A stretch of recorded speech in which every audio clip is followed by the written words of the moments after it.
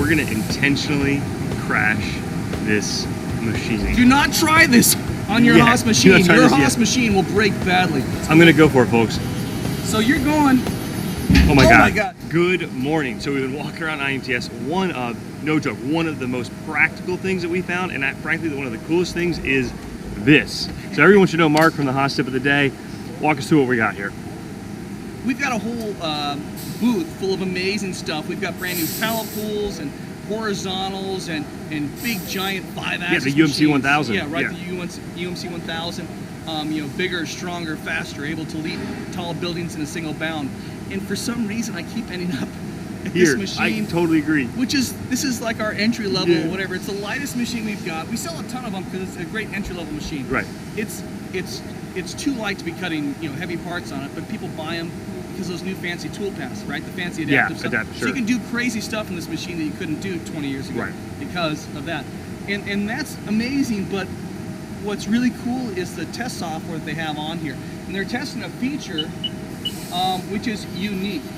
This is amazing. And this isn't going to be limited to the TM series. This will be something that may roll out on more of the Haas line. Exactly. Right. And you've never seen this, right? So this is amazing. I'm going to have you do this. So this is a jog handle, and this makes it go up and down, right? When I jog this up, the machine goes up and down, and you might be touching off a tool or jogging a tool. So go ahead, Mr. Saunders, grab that hand wheel. We're going to intentionally crash this machine. This is amazing. Do not try this on your Haas machine. Your Haas machine will break badly. We'll talk about it in a second. Grab that hand jog wheel and drive that tool into the table. I'm rotating this down, and we're actually gonna, can I just go for it? I just go for it all the way? If you're gonna crash it, I'm gonna go for it, folks. So you're going. Oh my God. Oh my gosh, you just crashed the machine. It's very awkward to do that. Wrong? That's just wrong. Now let's go look at first of all, we didn't break the tap. Yeah, tap's fine. Well, and so it gave us a message saying, hey, something happened. Not only that, but it sent the line manager here an email saying the machine crashed, because we have that, you know, the app and all that kind of stuff. So I think he got 230 emails saying that the machine was crashed. Jog up. Now, yes, it does leave a mark on your. Actually, I don't even know if I can feel it. You can see it, kind of. I'm looking at that, and I'm thinking that it's like, well, that one's nothing, but yeah, that's really nothing. Sometimes I'll feel it. I know it's almost a foul, maybe a foul and a half, you know. Right. But that means that it might have dented it by 3 thou, and then we're only seeing a thou and a half dent.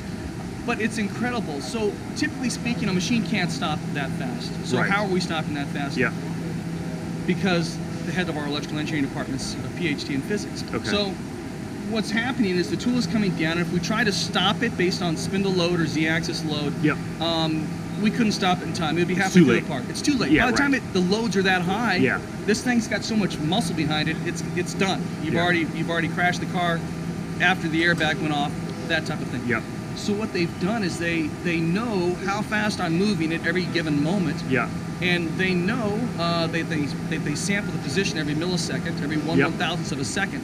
So if the tool is not where they thought it was supposed to be, after a millisecond, then something's gone terribly wrong. Stop, give it full reverse. Yeah. So the thump that we heard and felt wasn't necessarily the crash. What it was the full throttle of reverse of the servo. We're landing motors. the plane and throwing on flash reverse. Yeah. So this thing won't save your tools.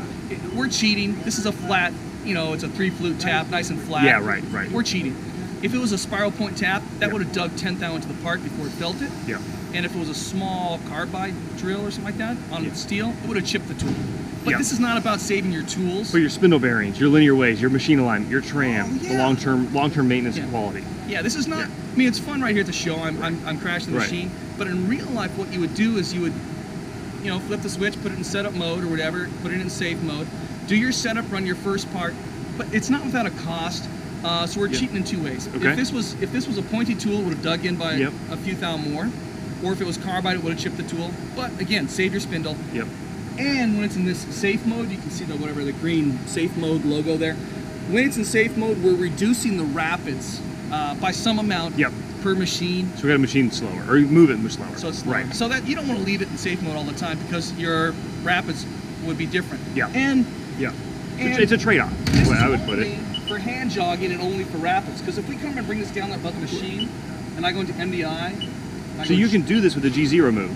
Yes, exactly. So long as you're, so here's what I love about this is they're using the technology side, they're using the PID loop, they're using the sophisticated stuff. Because I've always kind of wondered why can't the machine tool just know what's happening?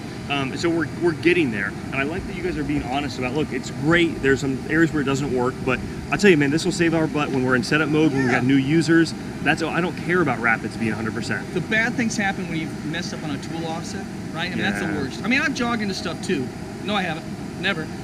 But the really bad crashes happen when you haven't set the offset or you grab the wrong tool. So this is a G0 to Z minus 5 inches. Yeah. Oh, I went Z 5 inches.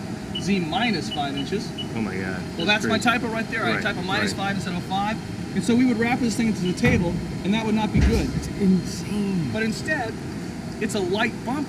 It's a reversal of the motors and a reset. Can I ask you guys a favor? Yeah. Would you consider letting us use safe mode as a callable parameter mode so that I can, in my NC program, in my CAM, actually say, hey, when this occurs, I want to go into safe mode, and then I want to come out of safe mode later. That's a good idea. Right? Yeah. Could be super useful. Right now, this is a test machine. It's only on beta. Yeah. So they've tested it on the TM. They have to go and test it on all the other machines that have faster and slower accelerations.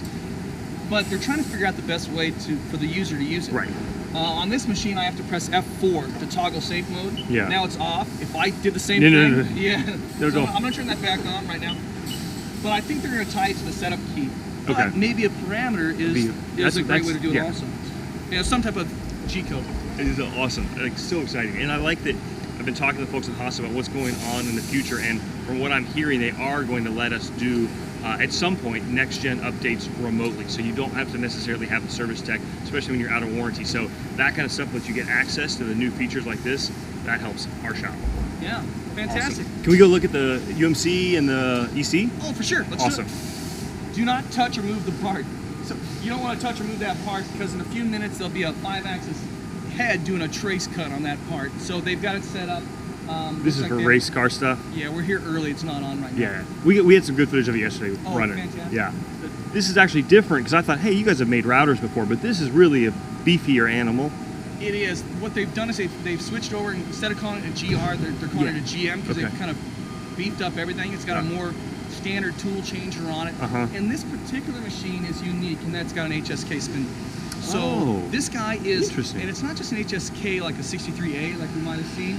It's got an HSK-F. Okay. 63F. Okay. So it doesn't have the notches on the side, but it's well balanced. And so this guy's running at 20K. Nice. For this spindle. So it's great for this type of layup work. Yeah. Yeah. But the whole point is it's a 5-axis machine. Right. So this is a GM2, but it's not just a GM2, it's a GM2 5-axis. With the whole, tilting head, knucklehead type setup. Yeah. Pretty cool. This would be great in model shops, that type of stuff. There's a whole bunch of applications, even aerospace. Yeah. And this is our bread and butter, right? So everyone's seen or run or has a friend that's running a VF4, and maybe even seen a VF4 with a trunnion, TR160. And this is another TR160, but it's unique. It's different. It's our newest model. And so this guy is all being held from one side. Fast. It's not the worm gear. It's very fast rotary. Okay. It's all supported from one side, so you've got more table space. Yeah, more access. It's really the difference. So we had the TR100Y, which is great, but it was a dual supported, so it was a little more rigid. But man, you really had to pay attention to your clearances. It's a trade-off, right? So the other style with the dual support, it's a worm gear. Things just got all the torque in the world. Yeah. But if you use something like this and you use the brake, you index brake, or you have a small tool for your 5-axis stuff, you're not going to see the difference, and this one's faster. Yeah. So it just depends on what job you're running, which way you'd go. Yeah. But people are loving this setup.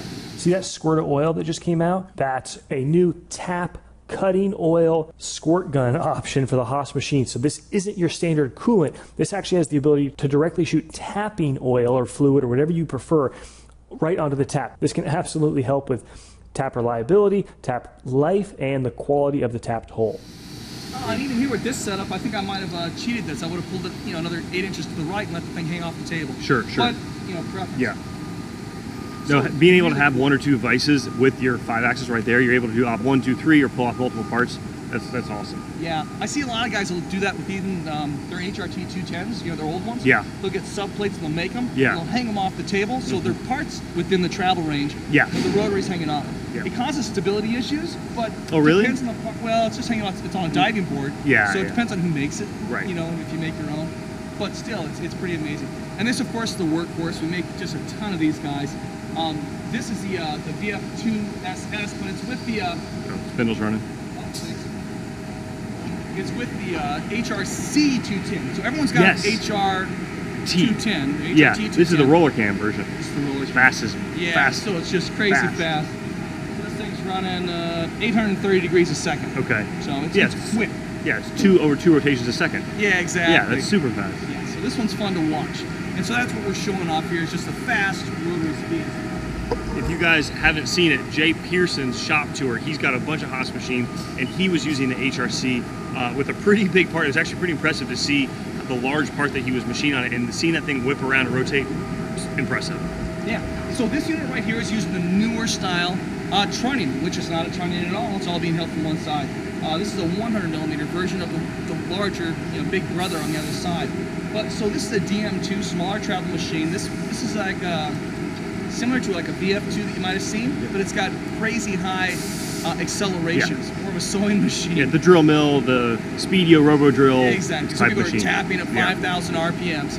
So it's just incredibly fast. And again, they made everything fit by getting rid of the tail support on the trunnion for certain types of parts. So it's just fast. Yeah, I love the probe placement. Yeah, they had to put on the riser to make it where it works. Fit, right? Yeah. And you can do that. Everyone should know that. You can move the probe wherever you want on the table. You can flip it around, recalibrate. It's not a big deal. This is the new stuff. Look at this thing. So this is the UMC 1000. Larger travels, faster rotaries with the SS. And so it's something like 179 degrees a second or something. Okay. So it's got bigger travels. I really like the way it's designed inside.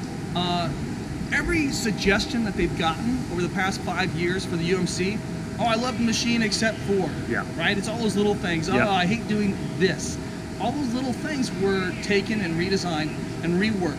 And so the way that it drains chips, slants both ways, that's been improved. So this thing, you can just run it all day and night. The chips evacuate perfectly down the center. In the corner where it might leave a little spot where the chips don't get out of the way, it's got a wash down. Also, it's got more travel, larger swing for certain parts, a lot of engine builders and stuff. What is the XY so on this guy? It's 40 inches in the X, 25 in the Y, and 25 in the Z. Yeah, that's huge. That's almost my VM3 travel. Yeah, exactly. That's insane. Exactly. You can put a giant fixture on this guy and use it like a VF, and then pull it off and when you decide you're going to do your 5-axis work. So it's just a really, it's a utility plate. It'll do everything. It'll do it all in one op if you choose to. What's unique about this? Well, this machine right here, we talked about the HSK63F, that oddball on the 5-axis. This machine has an HSK63A. Can you pull that tool out? Yeah. I'm sure that. So one of the cool things about HSK for folks that are newer to machining is, many people have seen the Cat 40. One of the problems with Cat 40 is because it has a pull stud, you got balls clamping around it. So as you increase the RPMs, it's like a chuck. Those balls naturally loosen their holding power. HSK is the opposite. It's holding from the inside out. So as you increase RPMs, you actually increase your gripping power. Yeah, it's all those unique little differences. They're just little things that make it more suitable for certain types of jobs. You lose a little strength here, you gain some there. You can run higher RPMs. Like you said, it's got a 1 to 10 taper on the HSKs as opposed to the 724 taper on the Cat 40s we're used to. It's got dual contacts. This thing's pretty much straight. It's hollow. Supposedly, if they get crashed, you break the holder, not the machine. Oh, okay. Didn't know that. Yeah. Crunch zone. Don't crash it. But it's also dual phase contact on the HSK, so it's running more contact area here along the Z. Yep. And so it's just something that we're trying. And even with the Cat 40 version, this machine was just cutting beautiful. And now we're testing it with the HSK63. Is this just a test, or are you guys planning to come to market? I thought it was just a test. I thought they were just seeing what would happen. And they're rolling. They are. So this is a real option on this machine. I think it's going to be a 15K option, but we'll see what the future brings. Sweet. Yeah. So it's pretty amazing. Unbelievable leave that out. So I'm gonna leave that for the guy before I put that in. Sure. What's different also about this particular machine is, you can see by looking. Yeah. So look at this. So that's the question: is what is the next step on this? And it's, to me, it's what we're thinking about now, which is not just positional 5-axis, but simultaneous 5-axis, but I want to run that night shift. I want to run this machine when I go home at night. Yeah, with the VF4, everyone's filling the table, right? You make your fixture plates and stuff, but everyone's making these, crazy fixtures that hold 100 parts, and the thing runs forever. I don't want to do that though. I hate making fixtures that hold 100 parts because you have a problem or a mistake, or there's a characteristic to it. You have 100 mistakes? Yeah, no, it's just, I just don't like it. And it works great, except now the machine's tied up while you change out 100 parts. So you're like, okay, now I'm going to go ahead and get a pallet changer. So you get a pallet changer and you swap it out, and that's perfect if you're running one part over and over and over. It really is a really fast way of doing things. With 5-axis, you want to hit all 5 sides, so you need a small table so you can reach all 5 sides. But that means I can't fit 20 parts on the table. Really ideally on some parts might only be able to hold 1. So you have to have an operator change every time. Boom. Go with a system like this. So you can reach up and over. You can see these guys over here. We can call it pallets. So this is an 8 or an 8+1 system, and these pallets can be called. They can be scheduled right from the Haas control. The interface is ours, which means it's just another screen on the control. All fancy. You choose your stuff. You schedule the priorities, and it runs. So now, if you want this job set up, but you only run it once every 3 months, let it sit there. So it's great for low volume, high mix. Or you put 8 of the same fixture on there and you run high volume, low mix. So either way, if you're running high volume, it's a good idea. Or if you're running low volume with lots of different stuff, great idea. So this is literally what I'm trying to figure out. Will this work? Because what I want to do is have a machine that I can play with during the day. The complex parts, the parts I want to test, experiment, prove out. And then when I'm done, or I have a meeting, or I go home at night, I just want to call up the other stuff, and it could be single parts that are larger. But really what I'm thinking is, we'll probably see it on the EC400, but where you've got a tombstone or a fixture where you've got actually a pretty high density of parts, 4, 6, 16 type parts per pallet, which really is funny because that makes this a type of production machine. If you don't have a 5-axis feature on it, right, if there's nothing for that, it might be better to just go with a 4-axis machine. Or if you only have one hole at some funny angle, put that in a different op, the funny angle, and tool up for it. So this machine, is just amazing. I really like this machine. I spent a lot of years working on horizontal, so I'm kind of fond of them. I spent a lot of years running job shops on verticals. Great for the ease of use and the prototype. But if I had the same part to run over and over and over again, and I wanted to walk away, this is the one. Same type of setup here. So you can do anything you want. Like you said, you can make your own fixtures. We can look at the grid and see some other parts on there. You can run 100 of the same part, or put different parts on different sides. And the beauty of it, it runs by itself. It runs all night, and the interface is all on the control. Nothing new to learn. If you can run a VF2, you can run this. And so for folks that are new to machining, one of the beauties of a horizontal is on a vertical, you've got your base, you've got your column, and then you've got that extra third joint that comes out to go your spindle down. A horizontal gets rid of that last leg, so intrinsically, it's a more stable machine. Better chip evacuation. It's better chip evacuation. So when I'm peck drilling this way on a vertical, so my favorite options, I'm not a sales guy, but I don't care. If you're an owner of a machine shop, buy probing, buy TSC. Absolutely. Because I'm the button pusher and I want probing and I want TSC. Because I don't like having to peck a million times. Or, I get into trouble and TSC gets me out of it. On the horizontals, they help because, like you said, the chips want to fall out of the hole. On a vertical, they want to fall into the hole. Gravity's your friend. So the TSC is your best friend. Gravity is your best friend in this guy. So here's the new setup. Just a neat, solid production machine. This one's different from the ones that we've made in the past. And then we've got lower center of gravities, beefier castings. We've got kind of what we were talking about on the UMC. We took suggestions on chip evacuation, and they applied those not only to that machine, but to this EC, where Gene worked hard with the engineers. And they've got this thing running the chips right down the center, just the way you'd like to for this style machine. You got to have that if you're going to be running the lights out. Lights out. And so I think that's why chip evacuation on the UMC became such a concern, is because from day one they said, we want to put a pallet changer on this. So we have to be able to continually remove every bit of chips. Yeah. So chip conveyors, all the normal stuff, and that's always an option on most of the Haas vertical machines. Yeah. Peter, shiny. Not yet. I'm working on it. We're here showing off Rain-X today at the show. Are you using this? So everyone says this doesn't work, and so I used to climb in the machines at trade shows and I'd Rain-X the inside of the windows to make them pretty. Yeah. Totally works. It doesn't But beat up. But the internet says it doesn't work, so it has to be done. Yeah, so it totally works, except it only works for a couple hours and you have to do the whole thing over again. It doesn't work. I know it works great, but it doesn't work very long. Does it mess up your coolant? Probably. Most likely it probably makes the coolant totally not work, and it now separates the stuff and does something awful. De-emulsifies the yeah, right. Yeah, I bet. So it's not a good idea. It's funny. But for trade shows, it's great for those first few shots. Bang, or filming through the window if you have to, right? If you're making a video, we're slit. Right. We may or may not have cut a hole in our machine. Or on the glasses. We were talking about loading up different parts with the pallet pool system on the other side. That's a UMC. If we saw the parts in there, we've got intake manifolds, the cylinder heads. Those are big parts. If you've got small little parts, everyone knows this. We've been doing it for years. But you can gang them up. And so even on this small part here with the Raptor fixture with the dovetail, they're running 4 up. Yeah. And because of the funny angle on it, he can hit all 4 parts in one operation. So it's not a pallet pool, it's not a pallet changer, but you can still quadruple your output by getting crazy with tooling and fixtures. And the cool thing about this is that it's running a single program with a sub-program. Yes, awesome. Because of all this stuff with the fancy software with tool center point control and dynamic work offsets. If you didn't have that option, then you would have to draw it up in your CAM software, your Fusion, your HSM, or your Mastercam.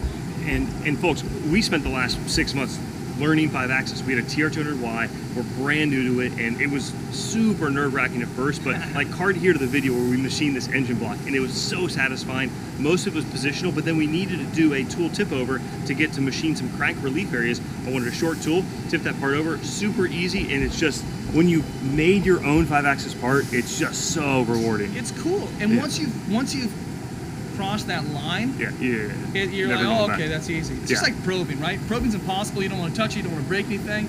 And then once you've done it, I was going to say once, but that's not true. Once you've done it 20 times, then you're like, okay, this is really, it's easy. And you just can't go back because you can hit all that weird stuff in one operation, and you save yourself all that setup time. We use our probes multiple times a day on every machine. Absolutely. I love the probe. Yeah. But again, this thing, same program, sub-program for each thing. He can take that vise, put it anywhere on the table, run the same program. Without the dynamic work offsets, TCP, you have to repost actually, a good question. So on this type of part, what's your WCS per each one of these? Are you programming off the fixture as a solid? You have the solid model of that Raptor? Yes. He's got a solid model of this fixture. Yeah. He's going top and center of each part, this type of thing. And then spinning that around. Makes it easy. Okay. Yeah. So it's unique on this fixture with the angles and stuff. It's a little dicey. Yeah. Awesome. But fun stuff. Yeah. Everything's new. The big thing at the show, right, is that they're. I was surprised. I've been standing next to that machine, right, with the collision detection. I don't know why. It's cool. Yeah. Can you show us that insane rotary you guys have? This is oh, I hope it's on. Totally irrelevant, but it's just fun. This is crazy. Yeah, the HRT 1000. Oh, there. So it's a 1 meter table. There it is, right there. I wish they'd put a bar and a chair, right? We could have ridden it, sold tickets. It's just massive. What's this for? It's for everything. So there's all these specialty places out there that are doing aerospace work or doing oil field work. Okay, yeah, right. Where they need a through hole that size. What does this go on? A VF11 or something? Well, there's a ton of it'll fit on that. But there's tons of manual machines out there where they've got the same feature that they want to cut, and you can just lay this on its back and use it as a rotary table to index. So you can use this without having a Haas machine? Yeah. I didn't realize that. So we're actually running. There's a rotary control box underneath the table. Okay. It's just a small gray box with a bunch of buttons. Yeah. And you can load the program, and that can talk to the machine. You'll sell that to a customer, though. Yeah. Oh, I didn't realize that. Yeah, awesome. So you just program everything you need. So every time you hit the button or it gets a signal from the switch, it does whatever you told it to do. So rotate this way, stop. Rotate that way, stop. Right. And so it's a CNC in a box. Yeah. Servo control mode. Just massive, and I like it because it's sitting next to this HRT 100. Also, when you're not sure what to use as a table for your trade show, just take a machine table and use that. Yeah, exactly. Make your own weldment for it. So this guy right here, I was told, the table, and the VF table and the rotary weighs something like 8,800 pounds, 8,800 pounds in the shipping thing. I don't know. I think this thing's something close to 6,000 pounds just for the rotary.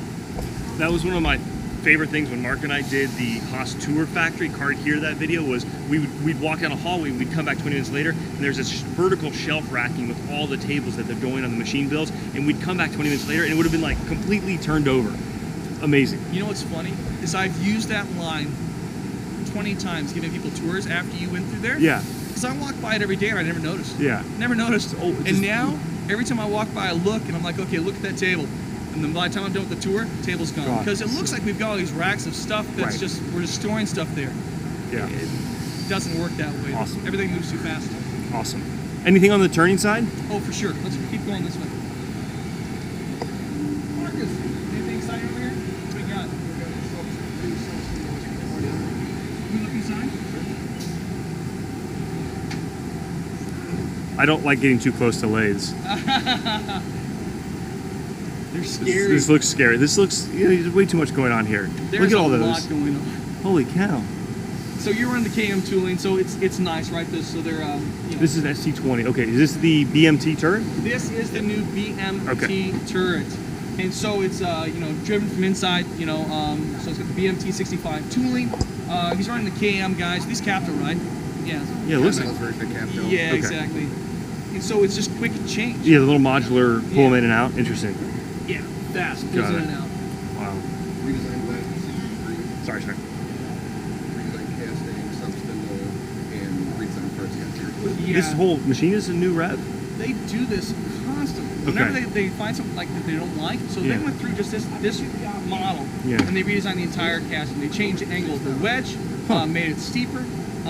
They changed the subspindle design on this guy, and so they're making it less expensive for the subspindle, so you can get into this machine cheaper. Interesting. Yet they're making it cut better by redesigning the castings and all the guides, that kind of stuff.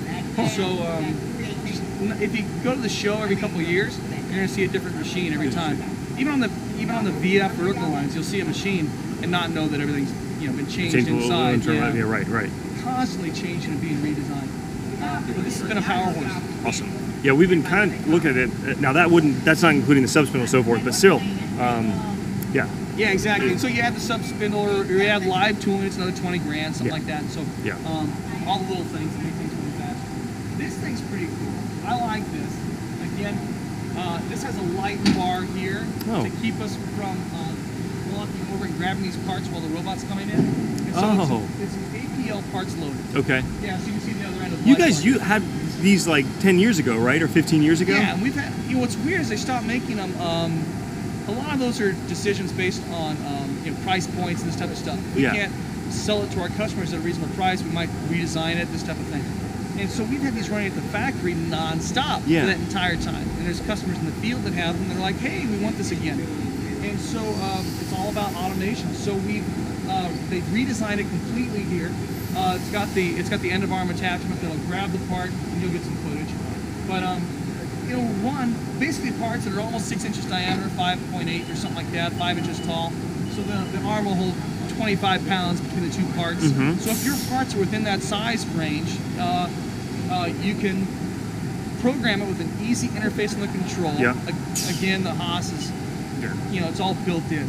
So you just say how many rows and how many columns you're doing, come over, beep, beep, set the first offset, and you're done. You're up and running, and it'll just keep going.